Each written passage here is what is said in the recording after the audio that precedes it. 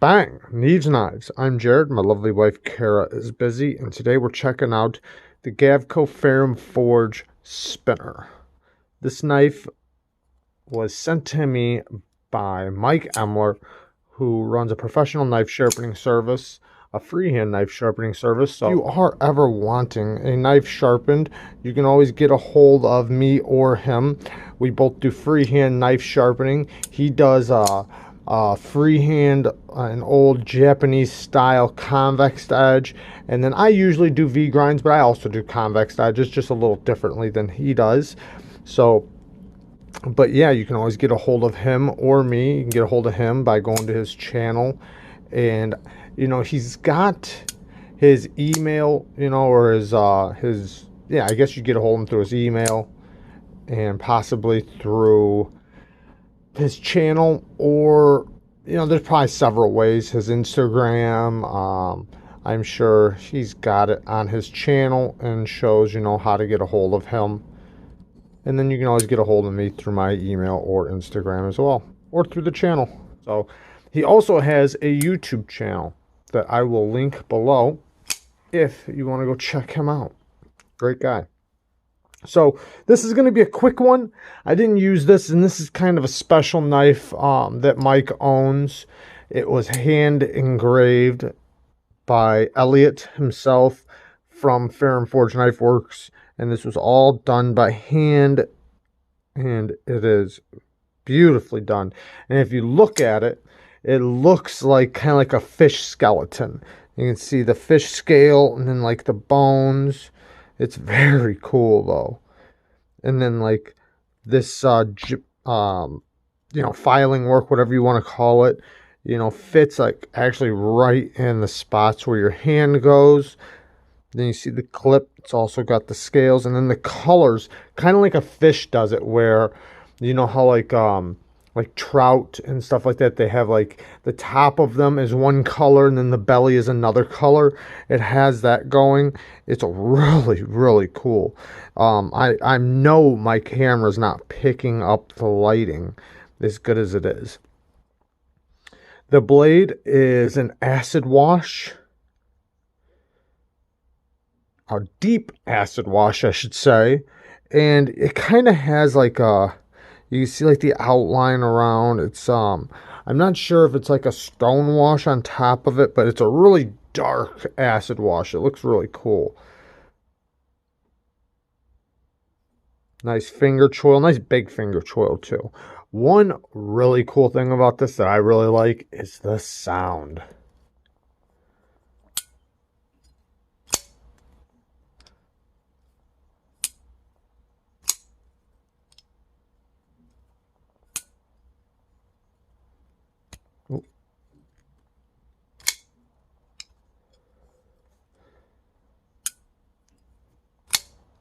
I love the sound of this thing. Very cool.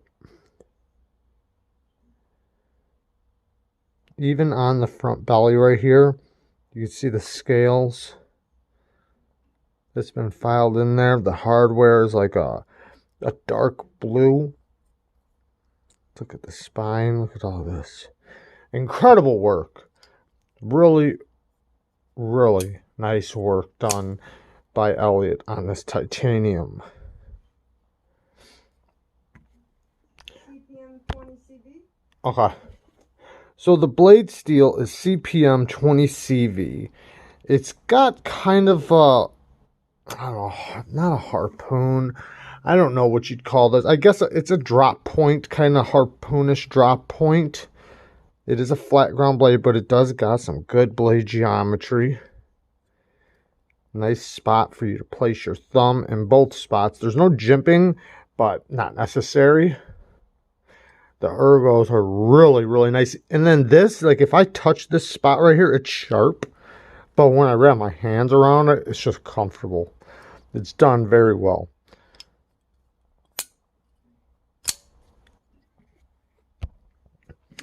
Now, let's just quickly check out a couple size comparisons really quick. So, it's very close to the Hinder XM18 3.5 inch. And then here is the Hogue Ritter RSK MK1, which, you know, you can see that the Hogue Ritter is pretty close to it too.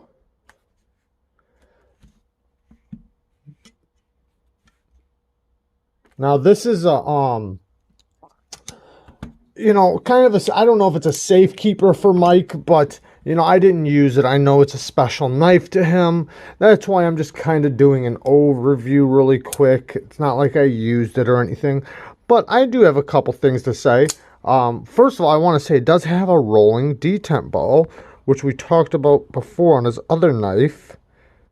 So, and I believe it's adjustable too. So you can adjust the depth for the detent to make the detent stronger or lighter, which is really, really awesome.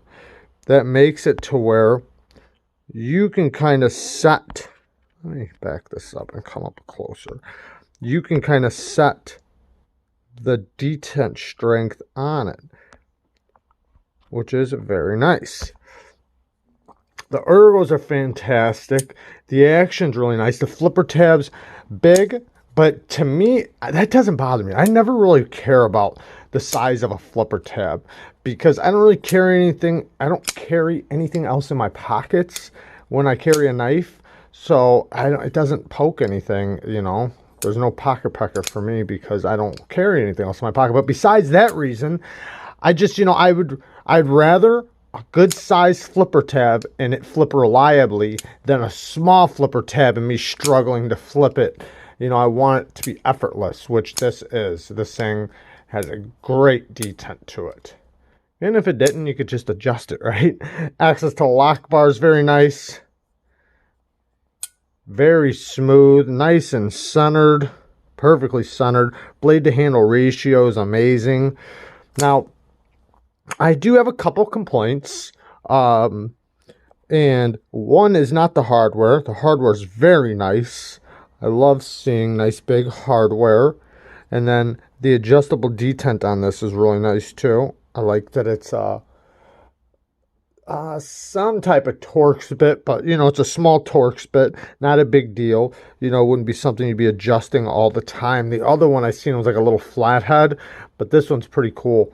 But yeah, hardware's nice and big hardware. But my couple complaints. One, the detent is a little, it could be placed a little higher, like right there, because when you unlock it, you kind of fumble, you know, with the double clutch. So it's right there on the detent. You can either push past it or you got to like move your finger out of the way to get it past it and then, you know, let it fall. If you're going to let it fall. Otherwise, you know, you just kind of like pull your finger back as you're getting past it and then slap it forward. Or you can just push past it, you know. But, you know, I would rather seen it a little bit higher. That way it doesn't fumble around right there. Another thing, which, let me just say, the clip, I did put it in and out of my pocket. And it works great. Fits in the hand really nice. It's kind of, I'm not going to say contoured, but it feels like it is because the sides are so smooth that it feels good in the hand. It feels really nice in the hand.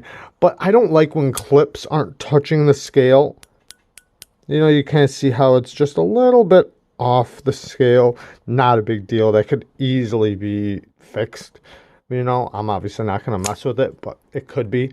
But it works great in the pocket. And I love the size of the stop pin. Nice, massive stop pin. I like big stop pins. I just feel like it's reassuring that the knife is nice and strong. But yeah, but that's my only two complaints, really.